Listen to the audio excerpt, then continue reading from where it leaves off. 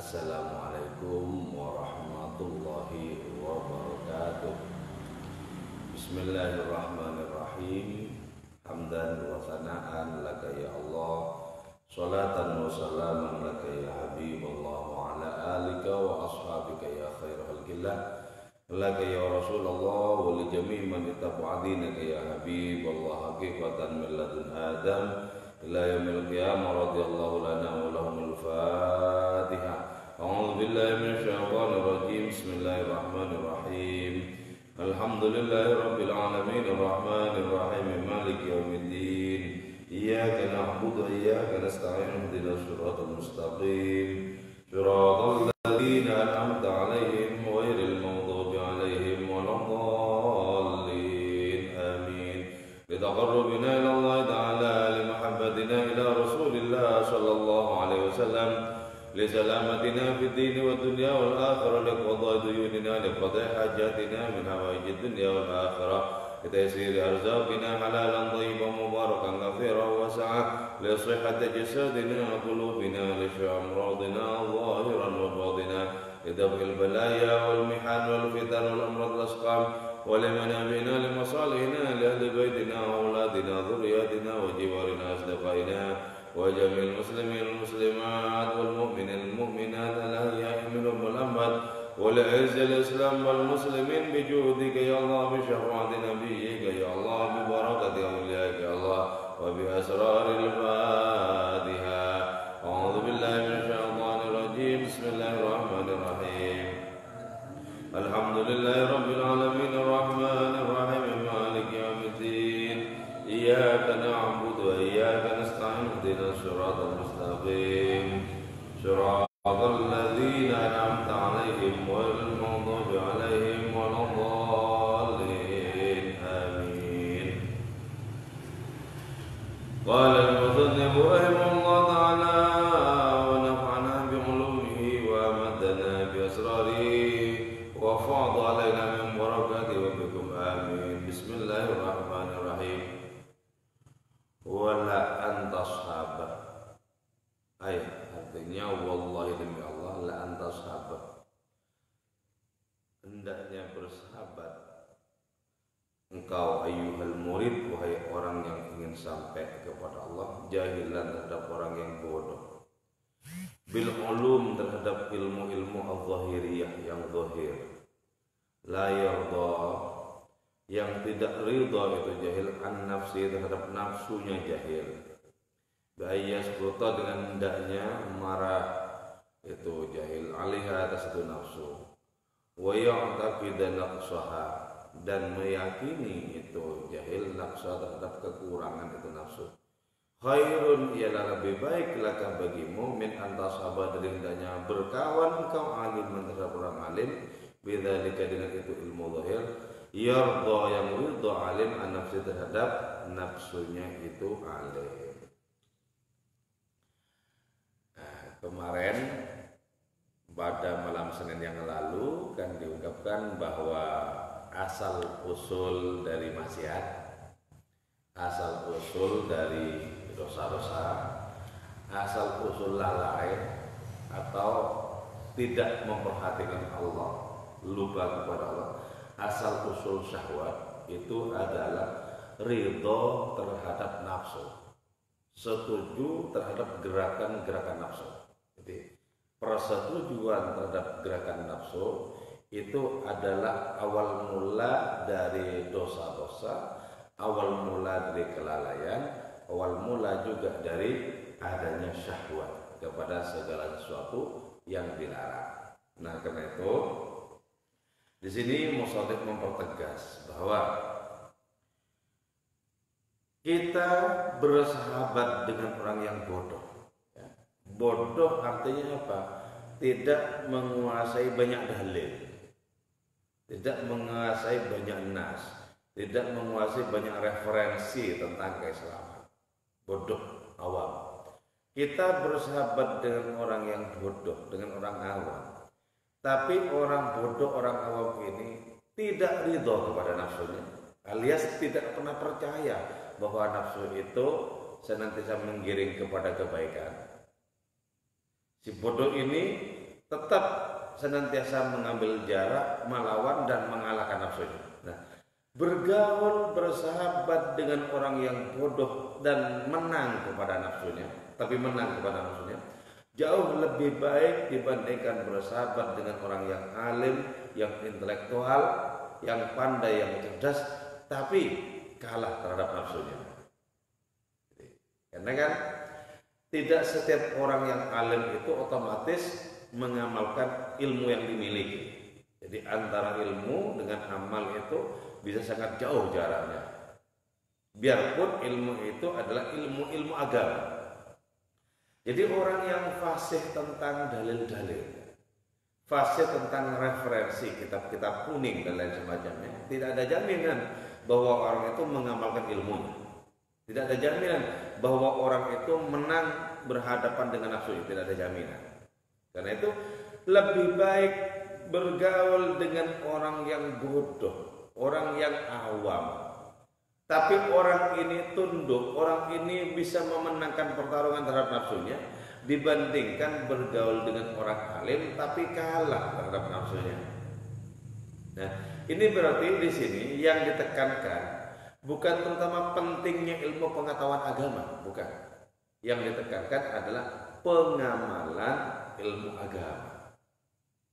Jadi amal itu ya, biarpun amal mesti ditopang oleh ilmu, amal itu sendiri jauh lebih bermartabat dibandingkan seperpustakaan ilmu pengetahuan agama yang tanpa amal.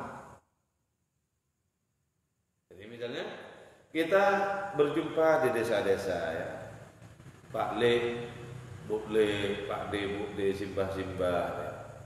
Mereka taunya cuma sholat, taunya puasa, taunya zikiran ya.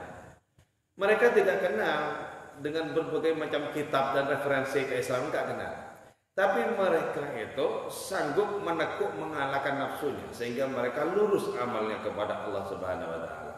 Itu jauh lebih berpengaruh kepada diri kita di bidang amal dibandingkan dengan orang yang hanya fasih menjelaskan tapi ternyata orang itu kalah berhadapan dengan taring-taring nafsunya sendiri.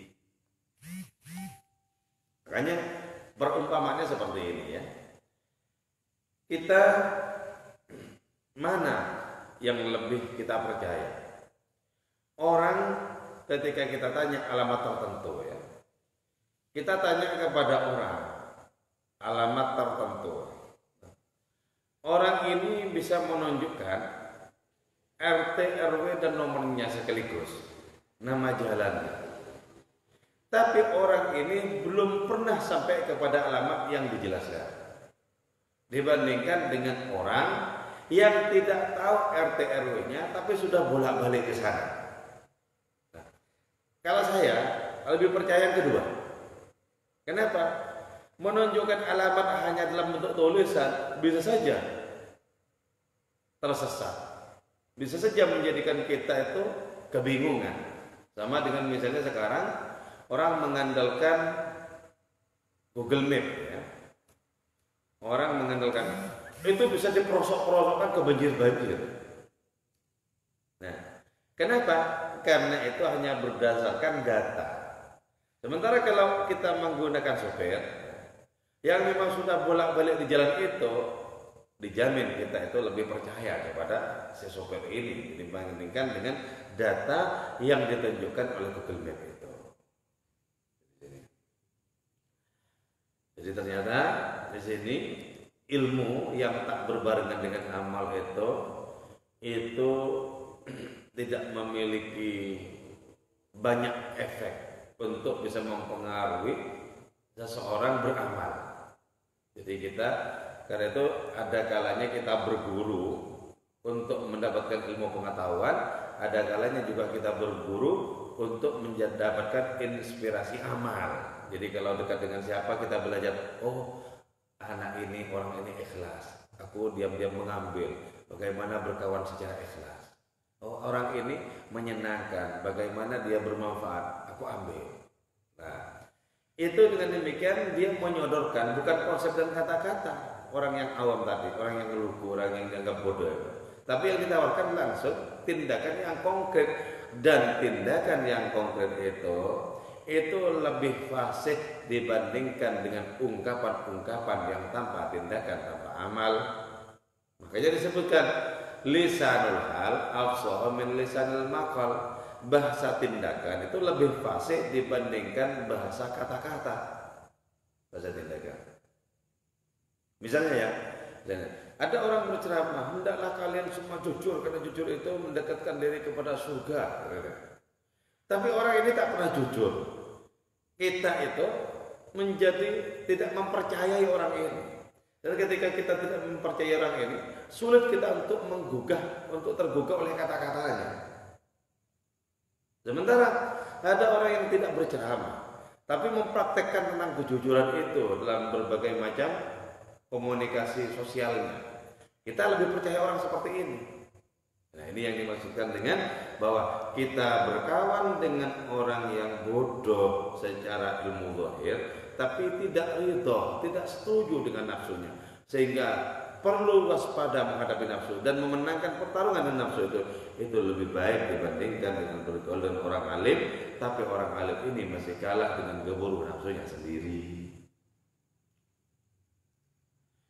Nah, alasannya li'anna suhbata man yardha an nafsihi wa in kana aliman syarrun mahdun, karena sesungguhnya bergaul dengan orang yang ridho terhadap nafsu, bergaul dengan orang yang kalah terhadap nafsu amarahnya, walaupun orang ini alim, itu murni keburukan.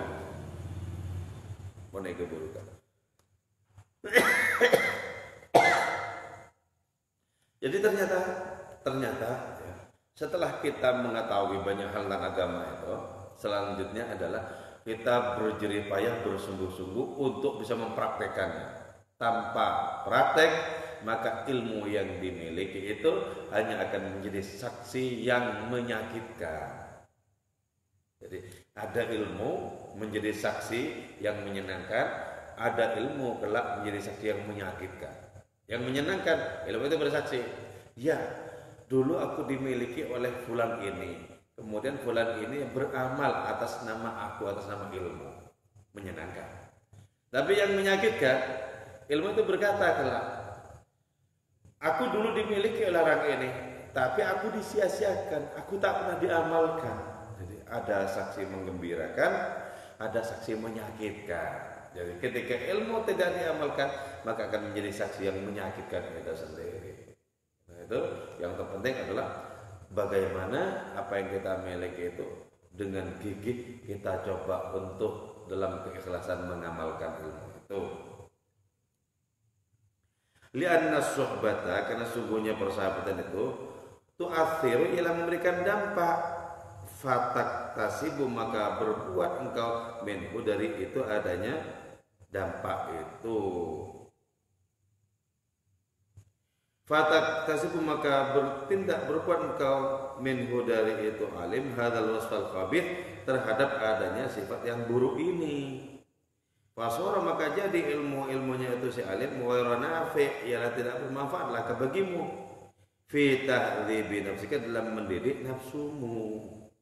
Jadi bersahabat dengan orang alim tadi yang dikeprok, yang dikalahkan oleh nafsunya, bersahabat dengan orang yang hanya pandai berbicara tapi tidak mengamalkan, itu bersahabat dengan orang seperti itu berarti kita hanya mewarisi keburukannya. Tapi bersahabat dengan orang yang akhlaknya indah, yang tutur katanya baik, yang senantiasa bermanfaat, kita bisa mengambil kebaikan-kebaikan di situ. Bisa mengambil kebaikan-kebaikan di situ. Bersahabat dengan orang alim yang kalah dengan nafsu amarahnya tadi, itu ghairu nafi', tidak bermanfaat, tidak bermanfaat. Kecuali kita hanya ingin mendapatkan ilmu saja.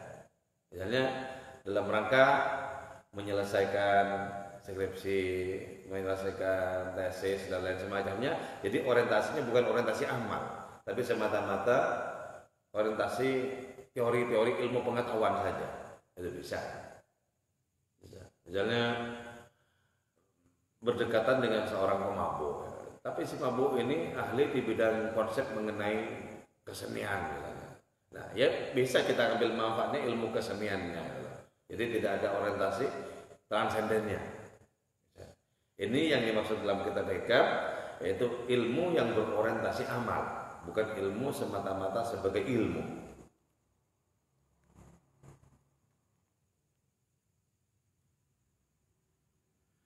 Wajah lahu alladhi aujaba ridahu an nafsihi. Wajahluhu, dan bodohnya itu alim, alladhi aujabah, yang memastikan itu ladzi ridahu, terhadap ridhonya itu alim, an nafsi, terhadap wajahlu, adapun bodohnya itu alim, alladzi aujaba, yang memastikan itu ladzi ridahu, kepada ridhonya itu alim, an nafsi, terhadap nafsi alim, darun laka, ialah bermudarat laka bagimu, wayat al-idrar, dengan penuh kemudaratan. Nah, ternyata begini ya, alim di satu sisi, alim terhadap berbagai macam referensi dan ilmu keislaman misalnya, itu berarti berkaitan dengan nafsunya sendiri bodoh. Sementara yang bodoh tadi, bodoh terhadap berbagai macam literatur keislaman, tapi tentang nafsunya alim. Jadi ini sesungguhnya bisa dibalik. Apa yang disebut sebagai orang bodoh di kalimat pertama itu tadi, itu berarti alim berkaitan dengan nafsunya, walaupun tidak banyak mengetahui ilmu-ilmu keagamaan Islam. Sementara yang kedua, yang memiliki banyak ilmu keislaman itu, tapi bodoh tentang nafsunya sendiri, sehingga kalah terhadap nafsu itu sendiri. Jadi ini bisa dikatakan bahwa alim dalam konteks ini adalah bodoh, bodoh itu alim. Ukurannya apa?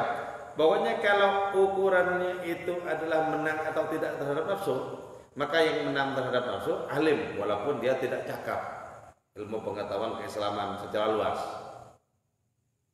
Tapi sebaliknya, orang yang alim tentang referensi literatur keislaman misalnya, tergolong bodoh kalau masih kalah terhadap nafsunya.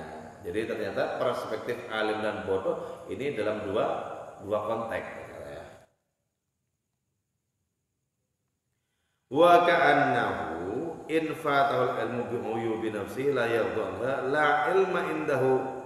Seakan-akan itu in fata, jika lepasku kepada itu orang alim apa ilmu bi uyubi nafsi, terhadap ilmu terhadap aib-aib nafsu sendiri, hatta yadhunha, sehingga ridha itu alim terhadap itu uyubi nafsi, la ilma indahu, maka tidak ada ilmu yang ada padanya.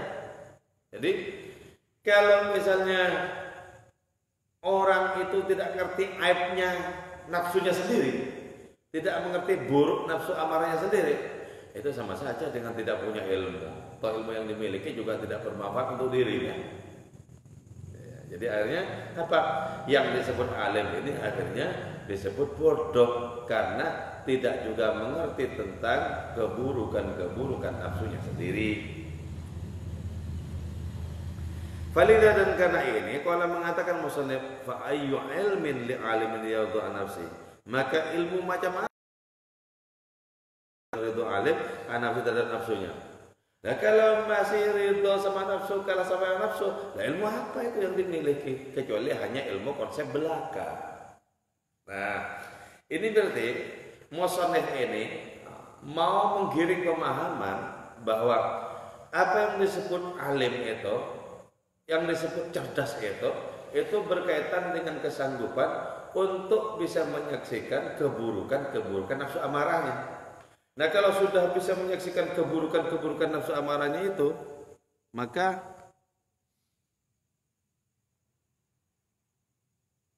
yang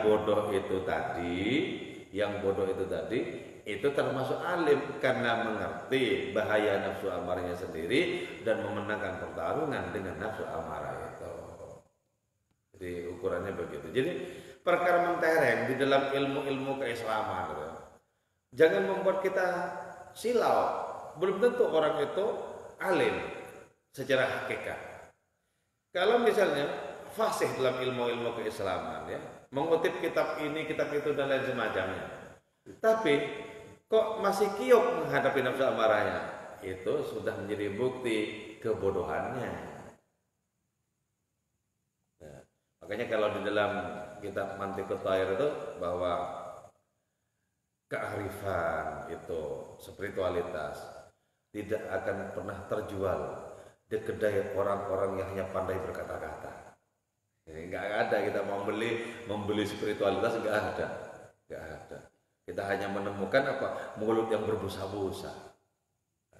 Padahal yang berpengaruh itu adalah kekuatan spiritual yang berpengaruh. Kata Maulana Rumi, di antara ribuan orang yang pulaan ilmu agama kepada orang yang mulutnya hanya berbusa-busa, mungkin hanya ada satu saja yang bisa mendapatkan petunjuk antara ribuan orang, itu pun kalau ada. Tapi bergaul dengan orang yang tidak pandai, tidak fasih berceramah, tidak fasih berbicara tentang ilmu-ilmu keagamaan, tapi akhlaknya itu adalah kemuliaan, dan orang ini menang berhadapan dengan nafsu amarahnya sendiri, maka di situ siapapun yang bergaul dengan orang ini akan mendapatkan kebaikan yang banyak, yang melimpah ruah. Di sini jadi kebalik, kemudian yang bodoh berubah jadi alim, yang alim jadi bodoh kalau ukurannya itu adalah tunduk atau tak tunduk kepada nafsu. Sementara kalau ukurannya konsep yang banyak ditimbun dalam diri, maka yang disebut alim adalah dia yang telah banyak membaca literatur dan menguasainya dengan sebaik mungkin. Yang bodoh adalah dia yang hanya tunduk belaka kepada aturan agama tanpa banyak tahu tentang ilmu agama itu.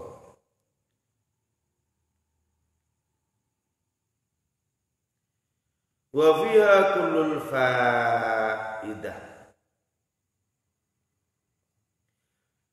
Wa fiha, dan di dalam suhbah itu, dalam bergaul dengan orang yang bodoh tapi menang terhadap nafsunya, kullul faidah, ada banyak sekali kemanfaatan. Jadi kalau kita cari teman, cari orang-orang yang tahu yang lain, yang tutur kata dan tindakannya itu adalah kejernihan hidupnya belaka. Itu bagus. Kenapa banyak manfaatnya? Li'anna tab'a, karena sesungguhnya tabiat yasruku ialah mencuri tabiat, minat tabiat dari tabiat, wan nafsu, adapun nafsu majbulatun ialah dicetak ala hubbil iktida, atas cinta mengikuti, biman, dengan perilakunya itu bagus, dicetak ke sana. Kecuali kalau hati itu sudah suram oleh kabut, maka dia akan menjadikan panutan itu adalah orang-orang yang buruk, bukan orang-orang yang baik. Itu karena jiwanya, hatinya itu berkabut oleh kelamnya nafsu.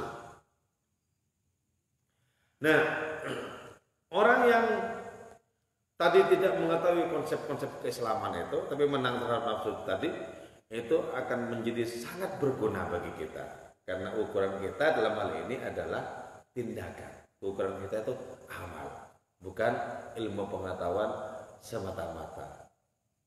Nah, di sini ya, perilaku itu lebih kuat berpengaruh dibandingkan dengan kata-kata. Jadi perilaku itu memang tidak bersuara, tapi pengaruhnya luar biasa. Perilaku tidak bersuara, tapi sangat efektif di dalam perkawanan dengan siapa saja. Nah, kebalikannya, wa yujahlin li jahilin la yadhu nafsi, kebodohan cerdas di dalam amalia. Dulu contohnya ya, tahun 2006 ya, waktu gempa. Di situ diketahui seberapa iman orang waktu itu. Orang yang imannya bagus akan semakin kelihatan tenangnya, tidak paniknya. Sementara orang yang memang jauh dari Tuhan, paniknya menjadi luar biasa. Ada peristiwa di sebelah selatan tempat saya ngontrak dulu, di Balong Lor, di Potorono sana. Di sebelah selatan itu ada sebuah kampung namanya Banjardada. Di situ ya, ketika tengah hari, di hari Sabtu yang malang itu, yang nasi itu, di situ banyak orang-orang yang berceramah menenangkan orang lain. Ada kelompok-kelompok para dai yang berusaha menenangkan orang lain. Tenang saudara, tenang. Kita punya Allah, punya Tuhan. Ayo kita banyak zikir, banyak istighfar, menenangkan. Kita nggak usah takut pada gempa-gempa susulan dan semacamnya. Yang penting ya kita waspada, setelah itu serahkan sepenuh-penuhnya, nggak usah takut. Ketika mancing sholat zuhur, sebenarnya masih khawatir tuh sholat di masjid apa enggak ya? Jangan-jangan nanti ada gempa susulan malah roboh gimana? Nah kata yang ceramah itu nggak usah takut, ayo. Dia sholat di masjid. Waktu itu masih rentan gempa susulan, dikit-dikit bergetar. Ketika sholat zuhur itu, yang ceramah tadi jadi imam. Sebentar di belakangnya ini sebagian penduduk. Di antara sebagian penduduk ini ada orang yang sudah sepuh, namanya Mbah Yati, tukang ngarit rumput. Yang saya takjub itu apa? Di pagi itu Mbah Yati tetap melakukan aktivitas. Andi, jalannya rasa wedi. Coba sekarang yang lebih fasih ilmu agamanya yang mana sebenarnya kan? Orang yang ceramah itu atau Mbah Yati yang meluku yang kerjanya memang ngerit rumput itu. Nah ini sebagai contoh bahwa dalam kaitannya dengan nafsu Mbah Yati lebih alim. Kenapa? Tahu buruknya nafsu dan karena itu memenangkan pertarungan melawan nafsu. Sementara di dalam bab dalil dan konsep-konsep agama penceramah ini lebih tahu.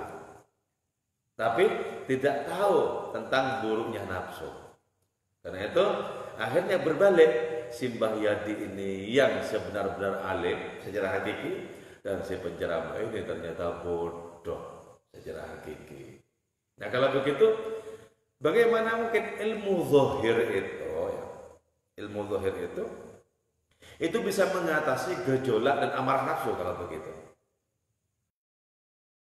Diperlukan ilmu batin, diperlukan adanya kekuatan rohani, diperlukan adanya renungan, diperlukan adanya riyadhah untuk sampai ke sana. Jadi Mbah Yati boleh jadi tiap hari ke sawah ngarit rumput itu, boleh jadi sambil menghayati kemahaan Allah Ta'ala.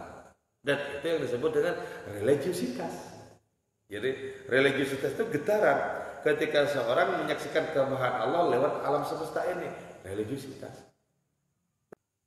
Kalau begitu, berarti kita harus sudah tahu dengan siapa kita mestinya bersahabat. Itu dengan orang yang perilakunya sangat fasih, mengajarkan kepada kita keindahan-keindahan